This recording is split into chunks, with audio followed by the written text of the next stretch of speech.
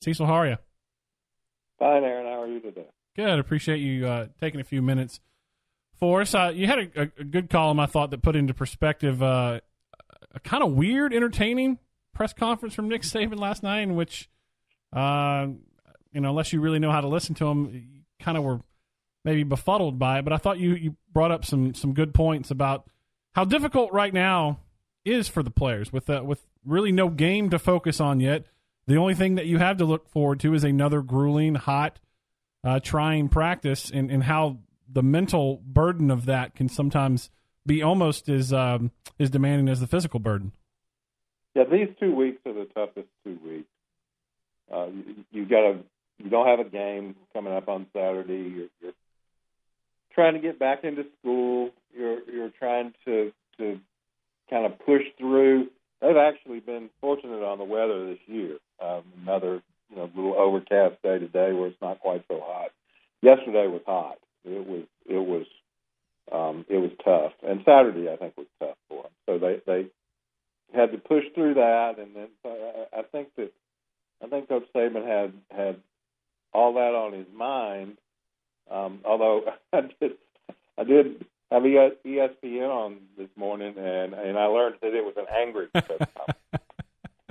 It's like, Aaron and I have for the audience, we have 2 or 3 things in common. We both work at Tuscaloosa News, both like to go eat, have a good meal, and we're both at the end of our rope on people who aren't in that press conference, have never been in that press conference, one time in their life maybe,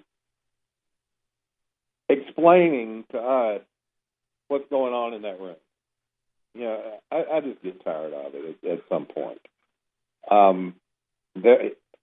Nick Saban yesterday, both in the press conference setting and in other settings, I know for a fact that Aaron has seen what an angry rant really is. And let me promise you, that was not an angry rant yesterday. But let me guarantee you, nobody, I heard somebody this morning who was, same topic, and the reporters, they were scared to death, man. They were trembling. No, they weren't, because those, first of all, those days where he's really ticked about something and really going to blow and not just give his team a message are pretty rare. And second of all, if you've been there, if you've covered him for a couple of years or longer, you know which is which. I mean, you can tell what kind of mood he's in. And he doesn't laugh at the end of every question and answer when he's in that kind of mood. He doesn't think it's funny. But yesterday, he had a message to get across. I don't think he was happy with practice. But that was not an angry rant today. Trust me. Yeah, you're absolutely right about that. I wrote a story today, and I want to get your thoughts on this because we live in a culture now where, and I think I've heard you talk about this before, where we almost can't let time lend perspective to an event or an athlete. Everything becomes the greatest ever, or the greatest player, the greatest this, and when you live in that kind of world, words tend to lose a little bit of their meaning.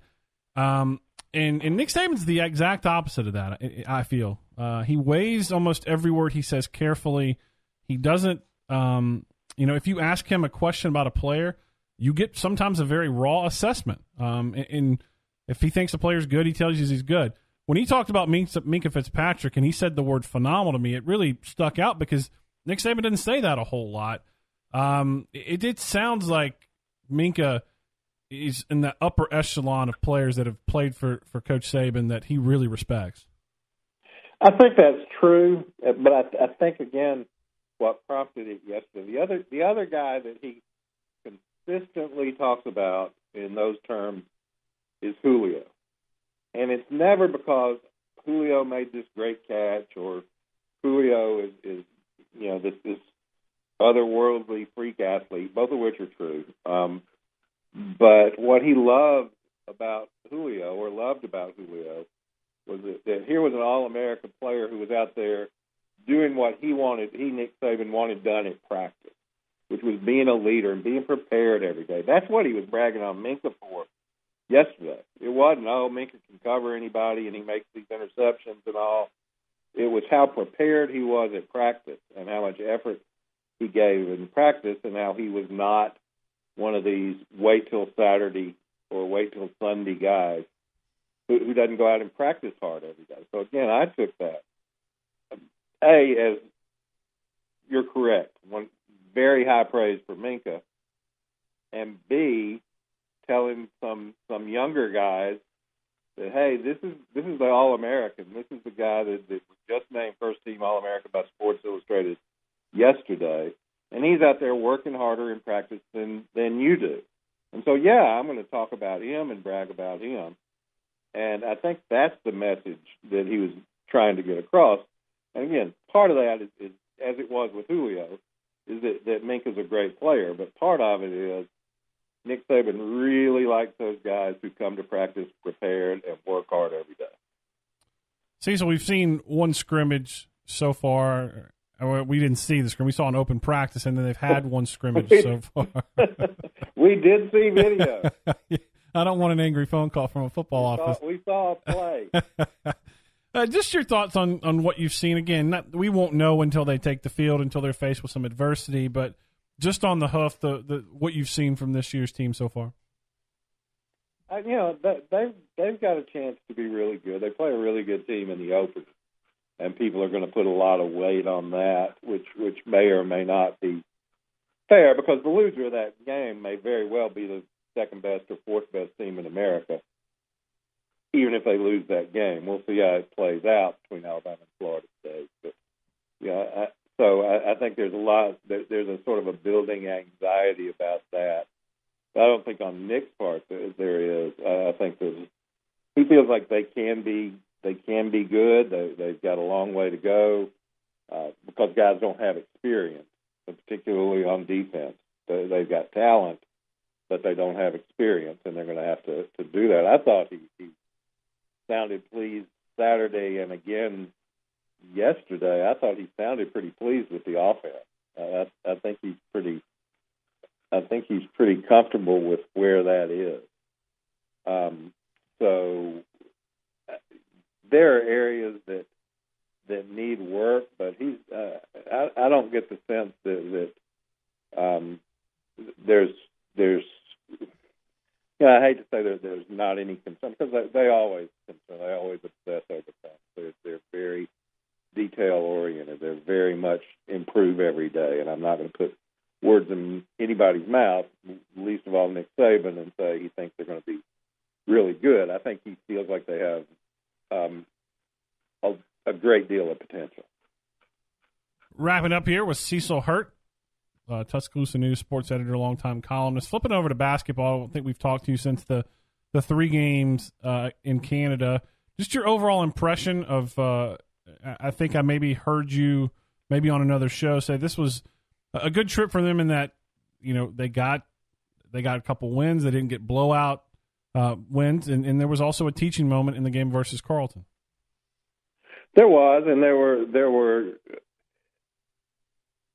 situations where they had to adjust, where all of a sudden, particularly in the third game against Ottawa, you didn't have Dejon Ingram, you didn't have Colin Sexton, and Avery Jr. had to really be the point guard, which may happen this season. That's certainly Avery Johnson hopes it doesn't happen, but guys get hurt, guys get in foul trouble, and you want to see how the team's going to respond with a different kind of lineup and a different kind of look. I think that they know more about John Petty than they knew. I think they knew John's a really good player, but I think they know more about John Petty than they knew when they went up there. I think they saw some things from Braxton that were Braxton Key that were good, and some things they still need to work on. I think Braxton still is growing into that role where he has to be the guy, and it'll be less of that this year than there was down the stretch last year.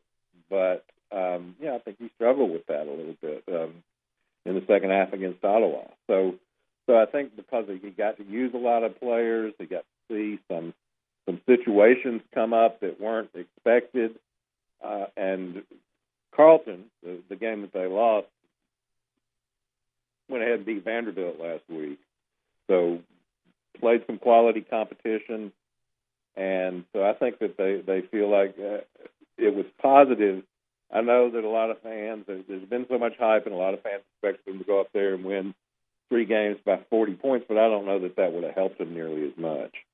Yeah, and today with Jeff Goodman at ESPN, Avery says, I think a lot of people have pondered this question: what do you do when Dazon comes back, based on what you saw from John Petty and Colin Sexton? And Avery comes out and says he intends to play a 3-guard lineup. But obviously each situation is going to be different, and there's a while before he has to make those decisions. But that was intriguing nonetheless.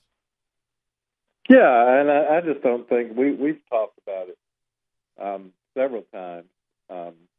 He's not going to have this guy's the point guard, and this guy's the 2 guard, and this guy's the wing, and this guy's the power forward, and this guy's the center. I mean, he's not going to designate guys 1, 2, 3, 4, 5. He's going to try and be as flexible as he can, which is the same thing that teams in the NBA are doing now. You want a 4 who can stretch the floor a little bit. You want a 2 guard who can handle the ball, bring it up the floor if he needs to. So I think he's much more interested in that than he is in having 5 round holes and finding 5 round pegs